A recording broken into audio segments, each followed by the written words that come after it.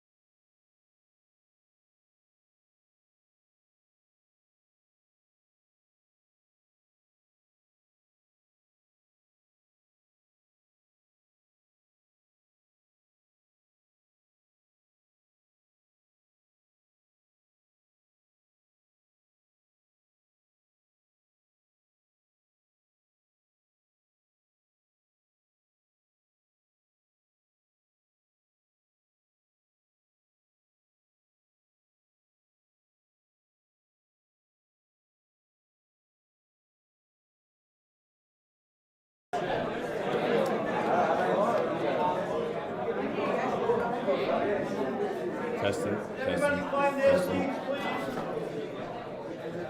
Put away your phones. Can you put away your phones? Can you put your phones?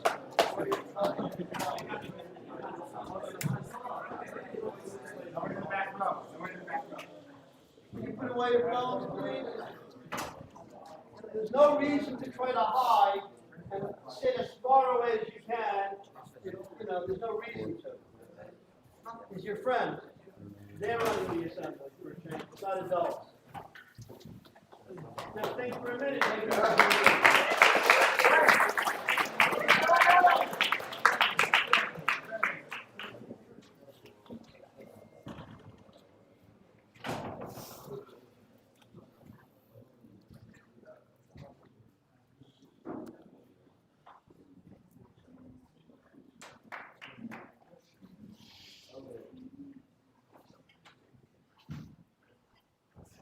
Okay, thank you guys.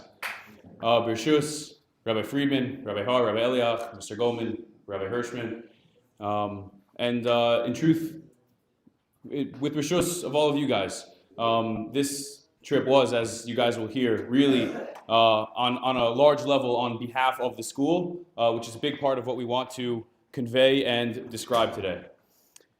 When you think of going to Israel, you think of a trip to Israel, you think about going to the Kotel, going to your favorite shuls in Israel, your favorite restaurants, your favorite tourist attractions. And there's a certain image experience that whether you're on a travel program, yeshiva, a family vacation, whatever it is, there's a certain image you have of going to Israel. What we experienced over these 4 days in Israel, all of those different elements of, your trip to Israel, all of them were upside down. The Kotel usually is bustling with people. There's excitement in the air. There's a buzz. It's almost empty right now. And the people who are there are like davening and learning with a certain fervor for safety of their own relatives who are fighting in the war, the return of hostages. The Dead Sea isn't a vacation spa mineral treatment that it typically is when you visit the Dead Sea. It is a haven for evacuated, displaced families. Hotels are not a comfortable place of rest and relaxation. They are quite literally refugee havens. Refugees in their own country living in hotels. Not the typical rest and relaxation you think of when you think of your favorite hotel in Yerushalayim. Restaurants are not just spots for a night out to go have a good dinner. Right? These kitchen staffs, first of all, are shorthanded, and the food that they're making, they're donating to soldiers. Every aspect of life in Israel right now is overturned in some way or another. And indeed, that's why this wasn't a trip to Israel. It was in fact a mission. It was a mission. We were there to do work, to accomplish something. And hopefully today we can take you through our itinerary, the different stops we made, the people we met along the way, and share some of that experience with you as, again, in truth, we were there on behalf of the school. We visited a Hesder yeshiva, wounded soldiers, displaced families. We went farming. We volunteered at a barbecue on an army base. And through each of these distinct elements of our trip, you'll gain a deeper insight into what's going on the ground in Israel right now. The first stop of our trip, where we went straight from the airport, was to a Hesder yeshiva in Modi'in, Yeshivat Meir Harel. Now I want you to think for a second of Rabbi Friedman or Rabbi Har, or the local Orthodox rabbi of your shul, and he walks into the shul, or Rabbi Friedman walks into Rambam Mesivta holding an M16. We went to the yeshiva. We were in the office. We were there a little early, waiting for the Rosh Yeshiva to come in. And when he walked in, he was wearing an army uniform and holding an M16. A Rosh Yeshiva. A Rosh Yeshiva. Long white beard, bright, enthusiastic smile, wearing an army uniform and an M16. The Rosh Yeshiva, Rav Eliezer Shenwald, was a particularly important and insightful person for us to meet. First of all, he's a large Talmid Chacham. He's written numerous books. He's in the army, which means he's high-ranking. He's the father of children in the army, and unfortunately, he has a brother and a student, each of whom were killed in the early 2000s by terrorists. So he has a certain perspective that you're not going to get from other individuals in the country. When he started telling us about his war experience, this war, this mission, this operation, through it all. And he's running his yeshiva right now while, operating as a colonel in the army part-time. And his yeshiva, which usually has 115 students, has 40. When we got there, we went into the yeshiva, we popped our heads into the base medrash, and it was just eerily empty. We were like, where is everyone? Well, where are all the students of the yeshiva? At war. Combat paramedics. Everyday people, guys in yeshiva. Some guys newly married or soon to be married. The yeshiva is empty. They're all serving in the war.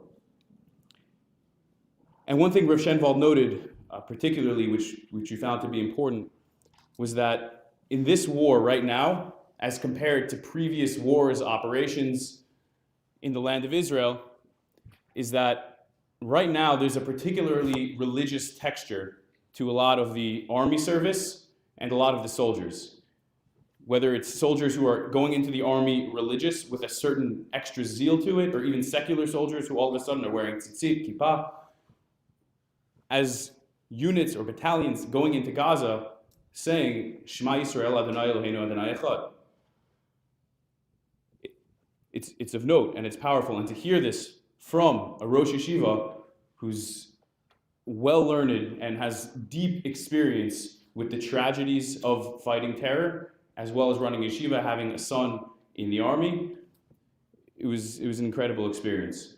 From here, we went to the hospital, Tel HaShomer, in the Tel Aviv area, specifically to visit wounded soldiers, and Yosef will tell you about that.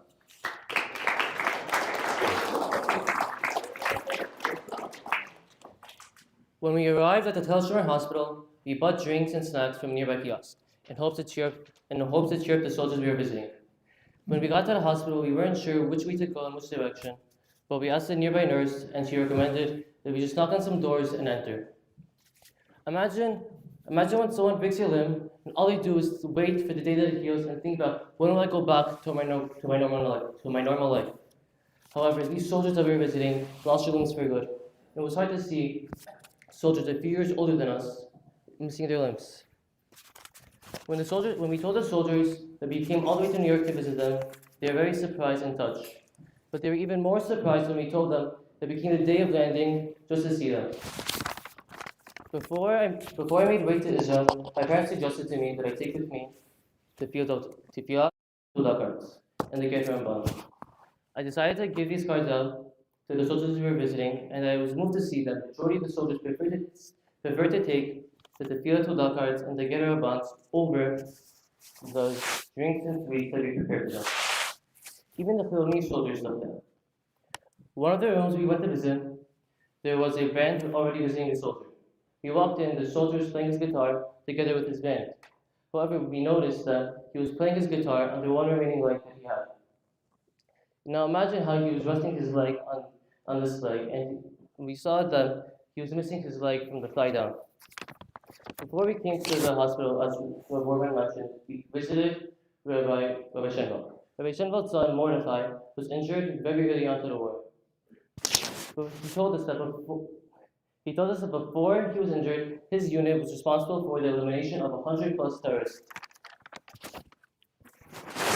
He told us that his tank started to run out of ammunition and fuel, and that he went to the neighboring tank to restock. And as he was restocking his ammunition back into the tank, suddenly his tank was hit by a missile of some sort, and he flew 15 feet away from the tank. Suddenly, as a result of this, he broke all of his ribs and lost a lung.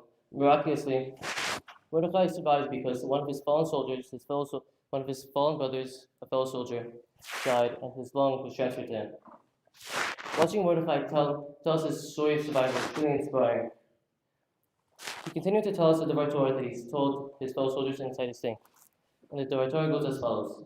he said, what is that we say every Friday night? Ma'achei Shalom. Right? We say Shalom Aleichem every night. You guys know what it means? He said that people think that Ma'achei Shalom is people that angels have wings, dressed in white, they sing. But he said these people are greatly mistaken.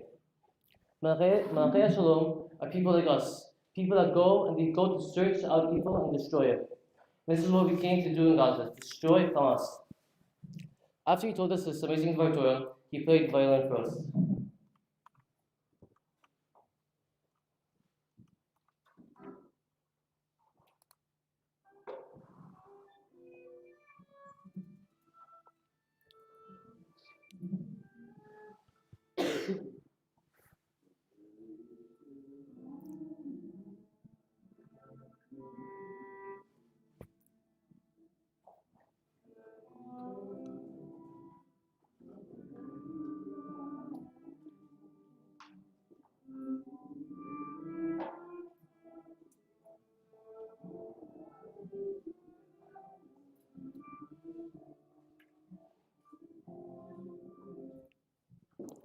After he played violin for us, we sang to daven minchah, and davening minchah with Mordechai was truly an experience. Someone that went through so much in his life, and such a hard time for Am Yisrael, davening with so much kavanah was truly amazing to see. Now I'd like to pass it over to Eitan.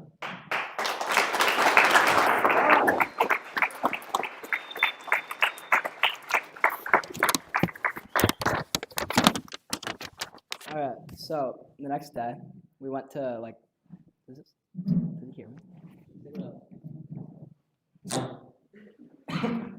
Okay. So the next day we went to the Dead Sea area, where we met with people that were helping the people that were displaced, try to live a normal life with everything that happened to them. So we met with this military officer, Binyamin, that was in charge of helping these people, and we went to a kibbutz, the kibbutz Kalia, by the Dead Sea, that had people that were displaced from the south where the attacks happened, and their lives just pretty much turned over. The education for the kids was a bit of a mess. They had people trying to help it, but there wasn't much they could do. I mean, yeah. And then he took us to the north, or people from the north, from a different kibbutz. Whatever. Okay. The other one was Elmo. This one's Kalia, and we spoke to someone from the kibbutz that pretty much her life just turned around. She has kids, and now she lives in she used to have a big house. Now she just lives in a kibbutz and shares everything, and she has no idea when she's gonna go back, because her home is just not safe to live in. So her life just completely, it's not normal, and she doesn't know when it's gonna be normal again. So yeah, but another thing that happened that we didn't realize would happen was earlier that day in the hotel.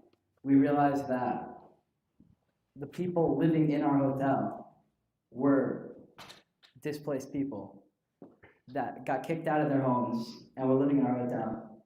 And we realized that if people in our hotel that we didn't even plan, just randomly, there was a whole community of people in our hotel living away from home, that just shows how many people there are that just lives turned around and I have no idea when it's going to go back because of the war. And these are the people you don't hear about. You hear about people that died or whatever, but you don't hear about these people whose lives just completely changed. And the kids. Imagine being a kid and you're just living away from home. I don't know what school you're going. You're going to some different school, whatever. And you just don't know when your life's going to be normal again. So, yeah.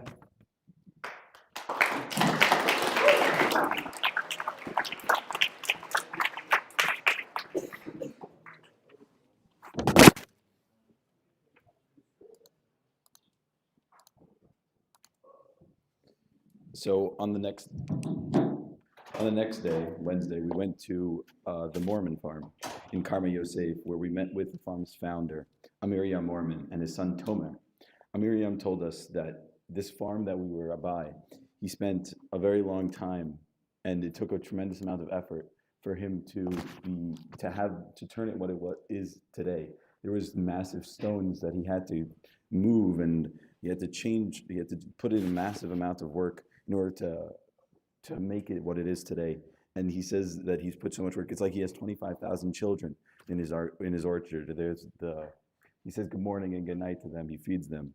They're his children, and that he has so much care, put so much work and care into this farm. And now, because of the war, his entire work staff either can't show up, or because they're Palestinian and they're not allowed in, and they don't want them working there, or because the people that he would have hired are now serving in the army.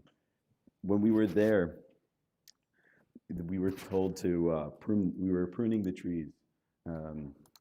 So this is some loquat tree that had to prune, and if we had to go there and we had to prune these trees, because if we didn't, then we were the only workers. We were the staff. If we didn't go there, and there was another group of people there, if they didn't go, then they had no workers on the farm that day. There was no way that anything would be done with the help of only civilians helping out. And this is how the farm is being run nowadays. There's no workers, there's no nothing. There's just volunteers coming. We learned how to prune the trees, and we just cut it off so that way the tree can grow properly. And if we weren't there to help out, if the other volunteers, everyone else they're like, okay, schools, we don't have any teachers because they're serving in the army. We don't have anything else to do. So people are going and they're taking their time and they're traveling to these farms and they're helping out. And it's just something that needs to be done in order for these farmers to this is how they're going to make their money. If all the trees would die if they didn't have people to do these things. And to pick fruits, we weren't like going like, in October people go pick apples, It wasn't that. We were there in the dirt. There was bees and all this stuff, and we were actually there pruning the trees. We needed to do this to help them out. And this is just like the impact of the war, that not only people's lives are turned around and everything's crazy going on, and everyone needs to help out. People are not sitting by without us, without the other volunteers that came there.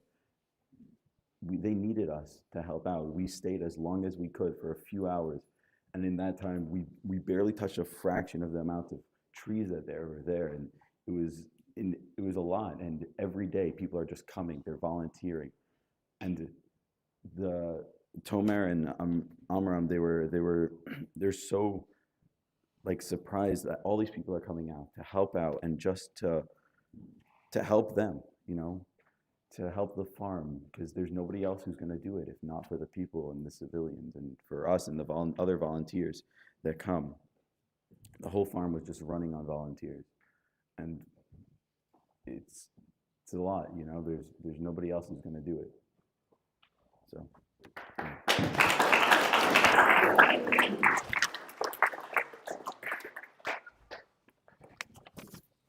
So, following after the barbecue, after the farm, we went back to the hotel and then started to go to the barbecue by Gaza. And so, for me, it was like the most impactful part of it, because you would constantly see convoys of military trucks, bombs going off, and stuff. And it was like it was very impactful. And so when they were like giving us assignments and stuff to do, like they just told people to take out things from the cars, like meats, and like just set up tables and stuff. Like no one really told you what to do. It was just more if you had to do it and you felt like you should do it. And like while you were cooking there, like I met a guy named Leon, and Leon wasn't like a soldier or anything. He was just some guy from Tel Aviv who just decided to show up one day.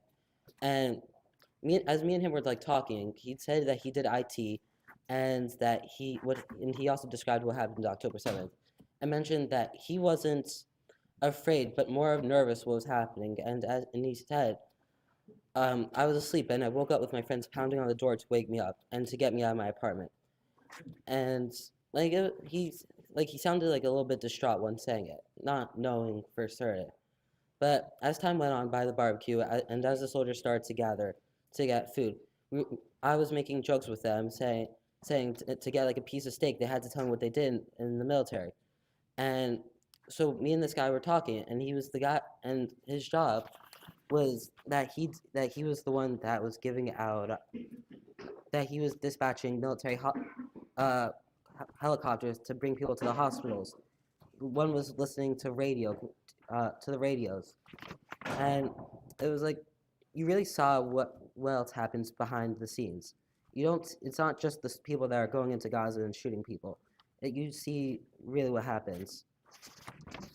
And then, as it was winding down, our group got back together and distributed letters written by you, the students, by you all.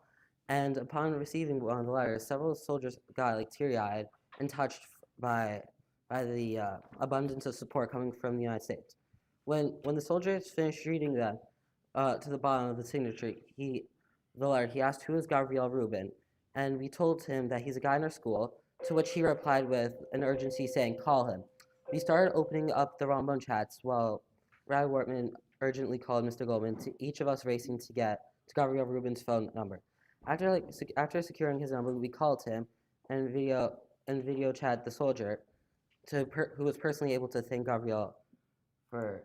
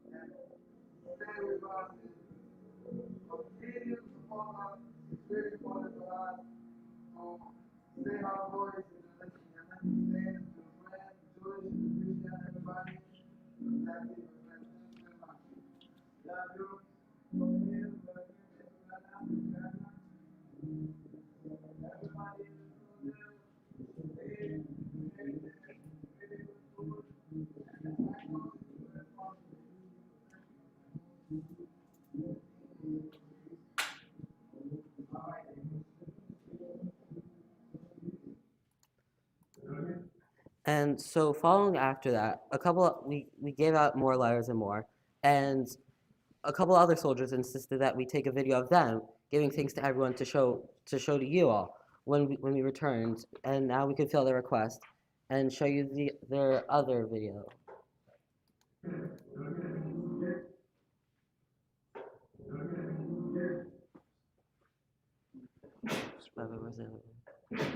Oh, yeah.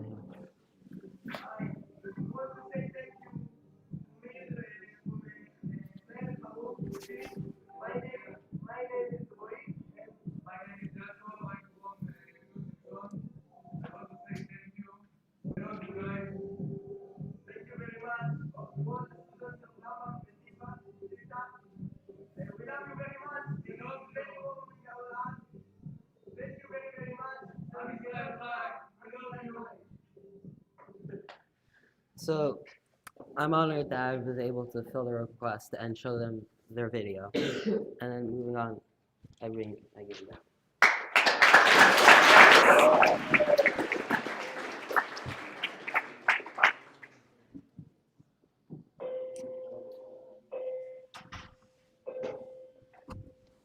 So again, as Josh stated, and I just want to restate because of the personal impact that I felt in these moments. The soldier, when he gets to the bottom of the letter and he goes, "Who is Gabriel Rubin?" It's not like we asked him, like, "Hey, can you call Gabriel Rubin to send him thanks?" These other soldiers, it's not like we said, "Hey, can we do a little video, a little photo op to show the school when we get back?" It was quite the opposite.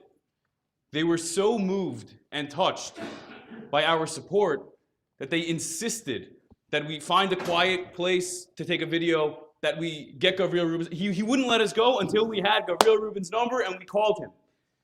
They were moved by our support. And there's a lot to that. One of the themes that we heard from these soldiers at the barbecue was that, we would thank them profusely, and they would say, thank us, we thank you. There's very much a spirit of unity that was shot through the whole entire experience. And not just the soldiers who are going in and risking their lives. Soldiers who are driving trucks, delivering supplies, listening to radios.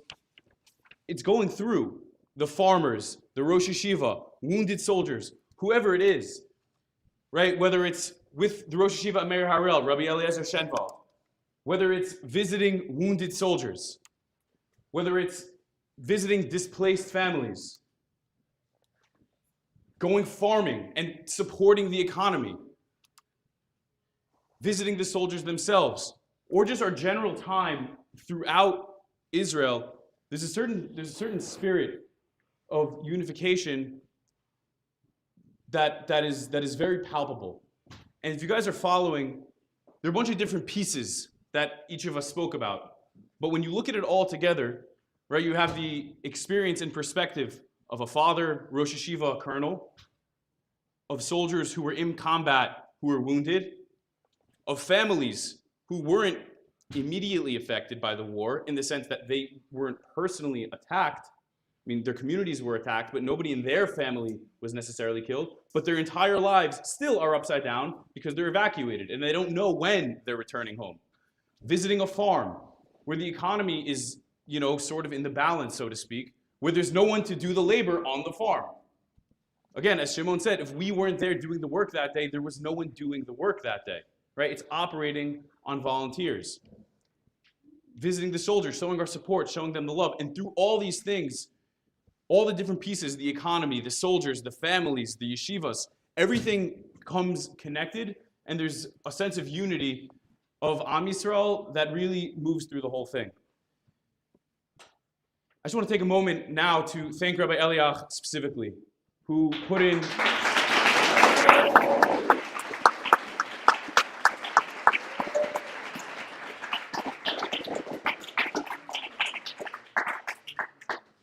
Rabbi Eliach put in a tremendous amount of work to schedule our trip, to structure it in such a way that we would have this broad range of experience, from economy to yeshiva to soldiers to families, in ways that, by the way, are not accessible to the public.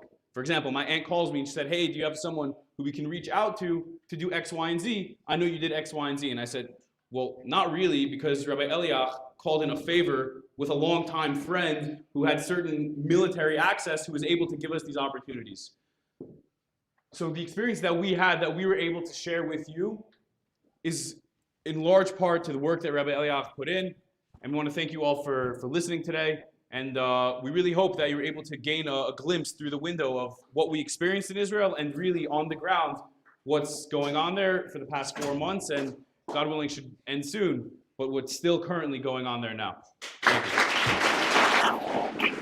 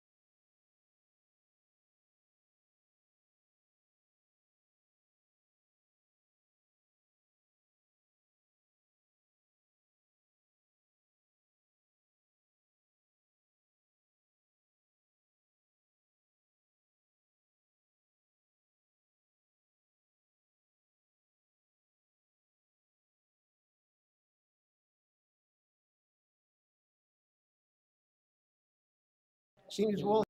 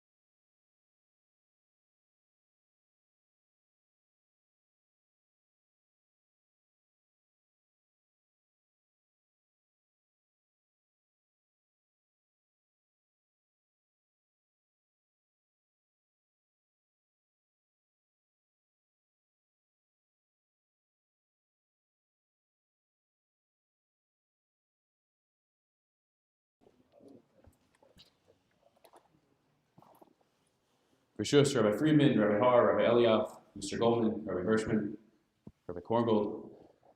We're happy you guys are here to listen today. I want you guys to think for a minute. When you think about a trip to Israel, whether it's a family trip, a summer program, whatever it is, when you think about a trip to Israel, what do you think about? Maybe think about visiting religious places, right? Like the Kotel, tourist attractions, the Dead Sea, your favorite restaurant, and the general fun, positive, uplifting, good experience. Right now, with the war that's going on, every aspect of daily life is upside down. And on the trip that we took to Israel, our mission that we took to Israel, we really experienced all these different elements functioning abnormally. The Kotel, which normally is bustling with activity, there's a certain excitement in the air, is empty. There are not a lot of people there. And the people who are there, they're davening, they're learning with a certain fervor, so that the people that they love don't get killed. So that hostages who are still in captivity are returned. The Dead Sea is not a place where you go for a spa treatment and you have a good time taking pictures with the mud and floating on the water. The Dead Sea and the surrounding areas are a haven for evacuated families who can't live in their houses because their communities have become high-risk areas as a result of the war. Hotels are not a place of rest and relaxation where you go to just relax and chill out. There are families, again, evacuated from their homes, living in these hotels. From room to room, doors are open, mothers changing diapers in the hallways of the hotel because they're literally living there, right? Living in a single room hotel for months, not a few days, not a few weeks, for months. Restaurants are not just a place to go out, have a good time, have some drinks, have some food. These restaurants are short-staffed, and the food that they're making, they're donating to the war effort. Every aspect of life in Israel right now is affected by the war that's going on. Which is why this is not a trip that we took to Israel in the beginning of January. It was a mission. We were there to do work, to show support, to volunteer. It wasn't a trip with the implication of the fun, the relaxation. It was a mission. We were there to do work. And hopefully today we can give you a glimpse into the different parts of our trip and how the different aspects of daily life in Israel are being affected right now. We visited a Hesder yeshiva, we visited wounded soldiers, displaced families, farming, and we volunteered at a barbecue on an army base. The first stop of our trip was to Yeshiva Meir Harel, where we met with the Rosh Yeshiva, Rav Eliezer Shenwald. Now I want you to think for a second. Imagine the rabbi of your shul. It's Friday night, it's Shabbos, the rabbi of your shul walks into shul. Or you come into davening one day and Rabbi Ziskin and Rabbi Korngold, instead of walking into shul, the rabbi of your shul, or your Rebbe for your minyan in Rambam, instead of wearing a suit and a tie, they're wearing an army uniform, holding an M16. That was the experience. A Rosh Yeshiva, he's not a soldier, he's a Rosh Yeshiva, who happens to be a colonel in the IDF.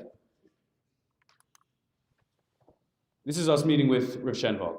Long white beard, big Talmud Chacham, written a number of books, walks in holding a rifle wearing an army uniform. Now the reason meeting with Rav Shenwald was so significant is because not only is he a big Talmud Chacham, not only has he been in the army at a high rank for a very long time, but unfortunately, he understands fighting terrorists on a level that none of us should ever understand. He has a brother and a student who were killed by terrorists in the early 2000s. His brother's name was Meir, his student's name was Harel. The yeshiva is named Yeshiva Meir Harel in remembrance for them. And he has a son who is seriously wounded in this war. So he understands very well what's going on. And this is the impact. That you go to a yeshiva. The yeshiva normally has 115 students, 115 guys learning. You walk into the base medrash, and it's empty. There's one little shiur going on in the corner. 40 people. 40 people. With the other 60, 70, 80 at war. fighting as soldiers, combat paramedics, whatever it is. And one thing that Roshenval noted specifically was that the war right now, this war particularly, as opposed to other wars, other operations, is that in the IDF right now, there's a particularly religious texture. Whether that's soldiers who are religious with a certain extra level of zeal and fervor, or it's soldiers who, before coming into the army or generally in their lives, are secular, not religious, who right now, before going into battle, understand the risks. And before they go into war, they say, Shema Yisrael, Adonai Eloheinu, Adonai Echad. That's what's going on in the army right now. A very unique texture. And Roshenwald was able to convey that to us with his deep experience, unfortunately, that he's had with fighting terrorists. After we left the yeshiva, we went to the hospital, Tel HaShomer Hospital, specifically to the rehabilitation facility for wounded soldiers. And Yosef is going to tell you a little bit about that. Thank you, Ruth. When we arrived at the Tel HaShomer Hospital, we bought drinks and snacks from a nearby kiosk in hopes to cheer up the soldiers. We weren't sure which rooms to go into or where to start, but we asked a nearby nurse, and she recommended that we just start knocking on some doors and enter. Now imagine you know someone that broke a limb, and all they do is can't wait to get back to the sport that they like to play and get back to their normal lives. But the many of the soldiers that we met, they lost their limbs for good. It's hard to see that soldiers, guys a few years older than us, lost their limbs for good. Well, when we told the soldiers that we came all the way from New York to visit them, they were very surprised and touched. But they were even more surprised when we told them we came the day of landing just to come and see them. Just before I left for Israel, my parents suggested to me that I take with me a stack of the Tefillah Todah cards. Thank you, cards, Tosha. And a stack of Agir Rambams. I decided to give these cards out to the soldiers that we were visiting. I was moved to see that majority of the soldiers prefer to take the Tefillah Todah cards over the drinks and snacks that we bought for them. Even the Chiloni soldiers took them, meaning non-religious soldiers took them. One of the rooms that we went to visit, there was a band visiting the soldier as well. When we walked in, the soldiers playing guitar together with them.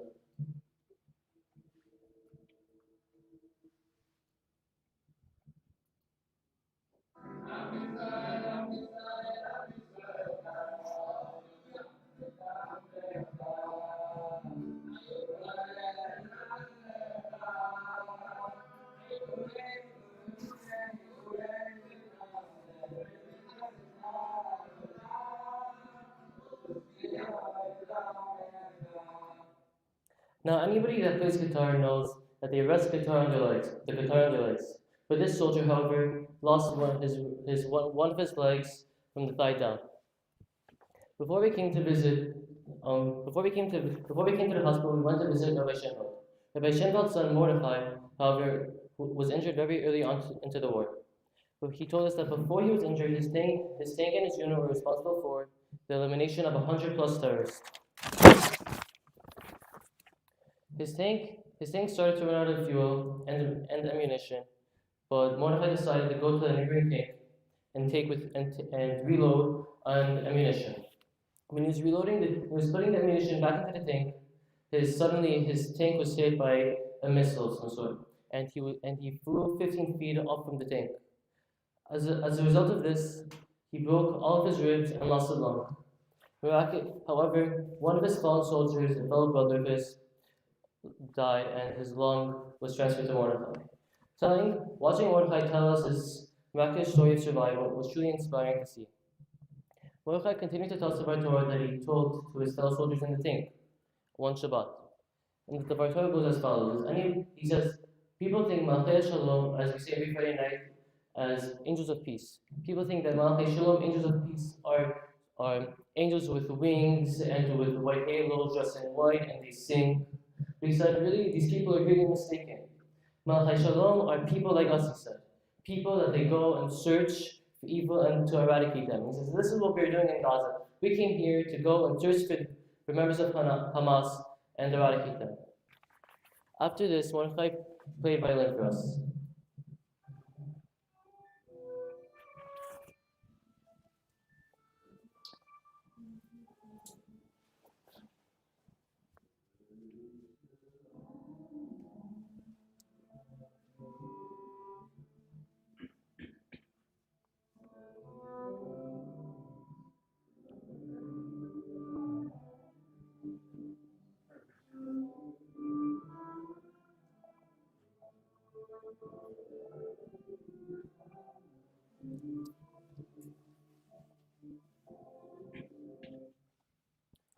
was time to daven mincha, we davened with Mordechai. It was truly amazing to see someone that went through so much in his life daven with such tremendous kavanah.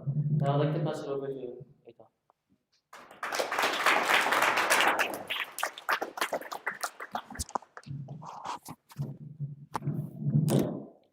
Alright, so when we went to, so the next day we went to the Dead Sea area, to kibbutzes where displaced people were staying, because it's not safe to be at their real home. So we went to the kibbutz in Almog, where there were people from the south, and we talked to this military officer, Binyamin, who was taking us around, who was dealing with the people and would like trying to get them like a normal life with everything that's happening, like like education for the kids, and like because they can't go to the school. The school's it's not running. Their house isn't. No one lives there anymore. And then we went to a different kibbutz, Kalia, where we talked to this person that's displaced from the north, and she used to have like a big house. She has a lot of kids. Now she's living in a kibbutz where it's like a very smaller situation, not a lot of room for her kids, and she has no idea when she's going home, which is one of the problems of being a refugee. You just don't know when you're going home. So her whole life just turned around with no idea when she's gonna be normal again. And you don't even like hear the stories about these people. You hear the stories about the people that die or our soldiers that got wounded. You don't hear the people that just their whole lives just turned over. And also later, earlier that day, we realized that in our hotel there was a whole community of people that lived in or that lived like by Gaza, and they were all displaced and living in our hotel. This wasn't planned; it just happened to be, and it showed us how many people were really like living somewhere that they're not supposed to be, and their whole lives just turned around, and their kids, though they go to a different school, they're probably like traumatized, and yeah.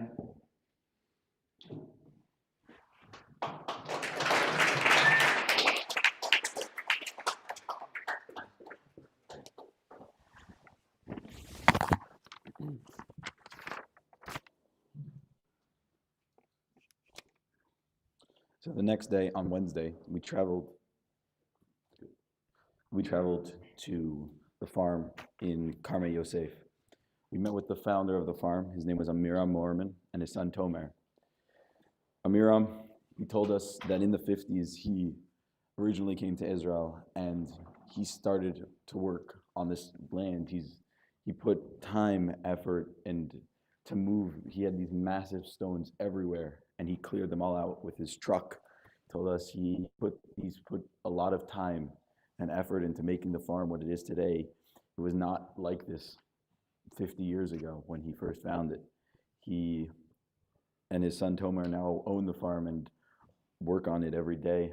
And he says that he has a connection. He says that the trees are like his children. He has 25,000 children in this orchard, you know. He put so much time and effort into making the farm what it is today. After that, Tomer, he told us what we were going to do that day. He told us we're going to be pruning the trees. We were pruning these loquat trees. These trees are very interesting to prune, and it was not a very simple task. You have to cut off the branches, and specifically here and there, knowing depending on how the tree is growing, you can only cut off certain branches. And he told us how to do this in order for the tree to properly grow. We were there for a couple of hours along with a bus from Birthright of maybe 20, 30 people. So in total there was like 40 of us on the farm working, and that's it. There was nobody else there. We were the only people on the farm. There was no other workers, no other staff.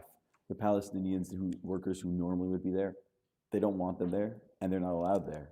And the civilians, the men and women who would have normally been hired to work here, they're serving. They can't, there's nobody on the farm except for Tomer and Miriam.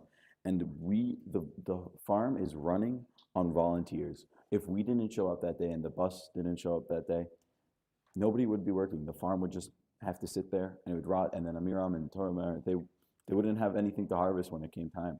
They would have a massive orchard of just dead trees.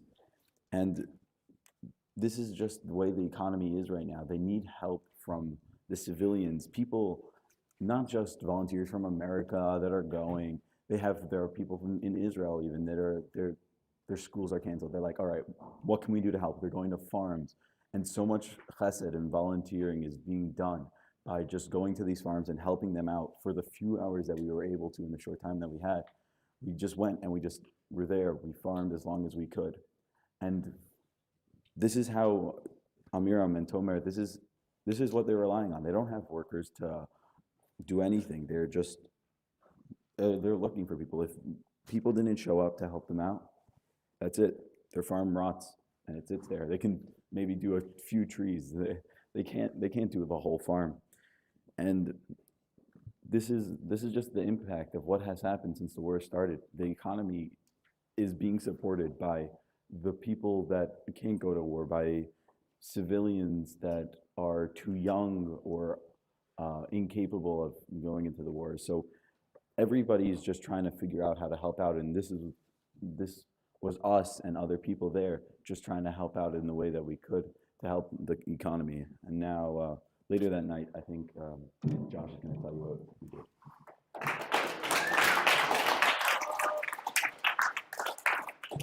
All right. So after the farming, we went back to the hotel for a little bit, and then to just get a little rest, and then we went out to Gaza, and it was shocking how you would see flashes you would see flashes from bombs going off, and convoys of military trucks just driving by every couple minutes, and it was even crazier to see that we were only 13 minutes away from Gaza. And so basically, we went there to the barbecue and help around and just bring help everyone out and just bring joy to people. So when you got to the barbecue, there was no set jobs. People just did what they felt like what was right, like setting up tables, unpacking meat, starting to cook, just whatever you felt that people could need. And I so happened to be one of the people that was cooking the steaks and stuff. And I met this guy, I met Leon. Leon isn't a soldier, but just some guy from Jerusalem who worked in IT, and he just was volunteering. And as me and Leon as Leon was describing what happened on October 7th, he mentioned that he wasn't ever afraid of what was happening, but more nervous not knowing what's happening. He said, I was asleep, but I woke up with my friends pounding on the door to wake me up and get me out of my apartment. And as time went by the barbecue, the soldiers were starting to come and get their food. And I was making jokes with them, oh, you want a piece of food? You gotta tell me what you do in the army. And thinking that I would just hear, oh yeah, I'm just some infantry guy going into Gaza to shoot people. But no, there was this guy. I met one guy who dispatches helicopters to bring wounded soldiers to hospitals, and another guy who drives up and down Israel, just delivering goods every single day, back and forth. And another guy that just so happened to listen to the radios for news and stuff, what's happening, to report back. And as I was winding down, I took a little break, got a steak, and I sat down next to this guy, who was just next to the soldier who was just eating alone. And as I sat down in broken English, he said, "What are you doing here?" Surprised that someone as young as me was in Israel and so close to the war at this time. And using Google Translate, I told him I was here to cook for him. To which he replied in Hebrew, saying, "Thank you very much," before rejoining back up with his friends. And towards the end of the barbecue, we all gathered back up in a group again and to distribute letters written by you, the students of Rambam. And upon receiving these letters, several soldiers got teary-eyed from how touched they were by the abundance of support coming from the United States. When one of the soldiers finished reading the letter and got to the bottom, he saw the signature of a kid who and asked, "Who is Gabriel Rubin?" We told him he's a kid in our school. To which he replied with an urgency, saying, "Call him." We started opening up the Rambam chats with Rabbi Wortman urgently calling Mr. Goldman. Each of us racing to get Gabriel Rubin's phone number. As we got his number, we called him. We video called him, and he personally was able to thank Gabriel Rubin. Okay.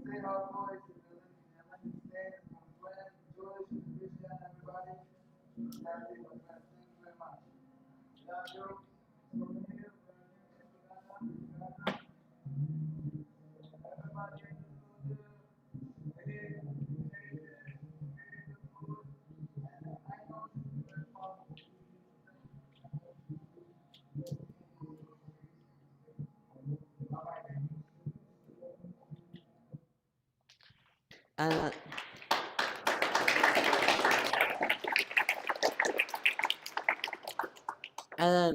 and then after another couple of soldiers immediately insisted that we take a video of them too, to give thanks to everyone, not just Gabriel, but to everyone, the students, faculty, and everyone that somehow participated in like just being showing their support for Israel, and they want us when we return to the States that we can fulfill their request and then show their thanks and appreciation.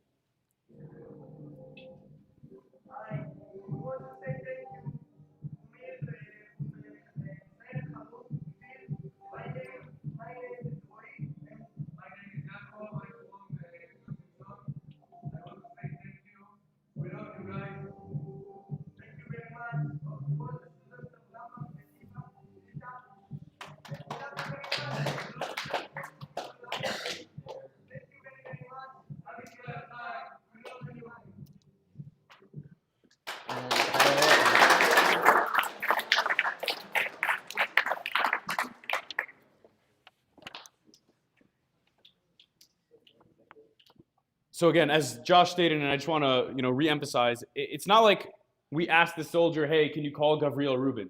It's not like we asked them, "Hey, can you take a video that we can show to the school?" They themselves were so moved and so touched by our support that they immediately said, "Call Gabriel Rubin, take a video of us so you can show it back to the whole school when you return." And one thing that we repeatedly said to them as we were distributing these letters to all the soldiers was that we're from a high school in New York, Yeshiva High School, Rambam Masifta.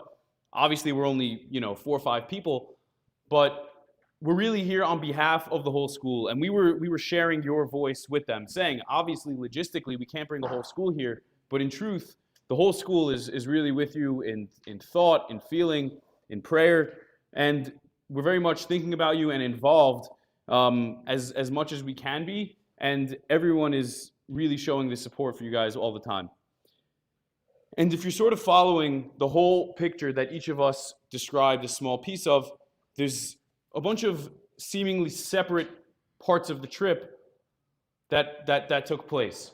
First, we visited a yeshiva. We saw Rosh Yeshiva, Rav Eliezer Shenwald, who told us about what it's like to be a father of a soldier who is wounded, what it's like to have a yeshiva where most of the yeshiva is not there, right? Who's had a student and a brother killed by terrorists.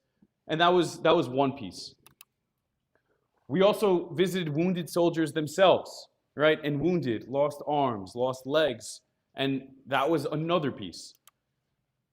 We met with families who they themselves didn't let's say, lose a leg, or God forbid, lose a life, but their whole lives are upside down in terms of the education, the family systems, familiarity, going from a large 5-bedroom house into a 1-bedroom apartment with 5 children.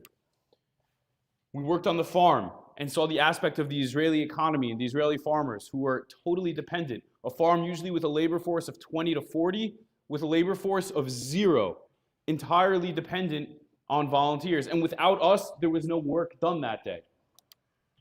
Then we saw the soldiers themselves, right? Both combat soldiers as well as, quote, working soldiers, right? Guys driving trucks, delivering supplies, refueling water, refueling medicine, all these things that are necessary in order for the combat function of the military to operate, right? And these all seem like separate parts. But in truth, they're all connected. They're just different aspects of the life in the day-to-day in Israel that's upside down. Even just moving through Israel, a general time there in the hotel, seeing displaced families literally living in a hotel, living in a single-room hotel with several children living in the hallways.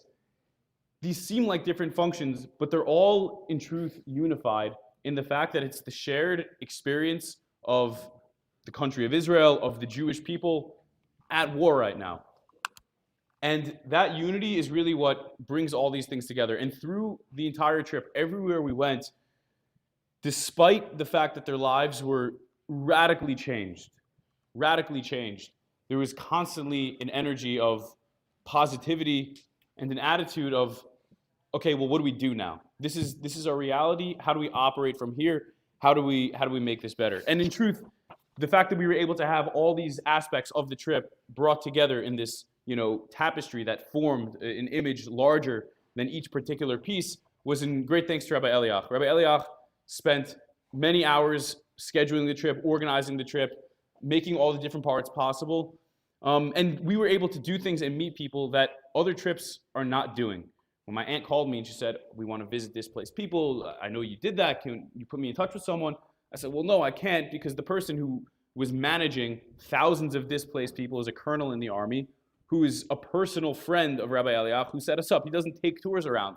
It was really very, very personal in the connections that Rabbi Eliach was able to set up. So it was a large thanks to him, yeah, even though he's not here right now. He was really instrumental in making this trip possible. So we hope that you guys were able to gain sort of a picture through the window of what's going on in Israel on the ground. And God willing, the situation should end soon and quickly and should never occur again. But unfortunately, this is what it is right now, and we hope we could provide with some insight and some perspective for you guys. Thank you for listening.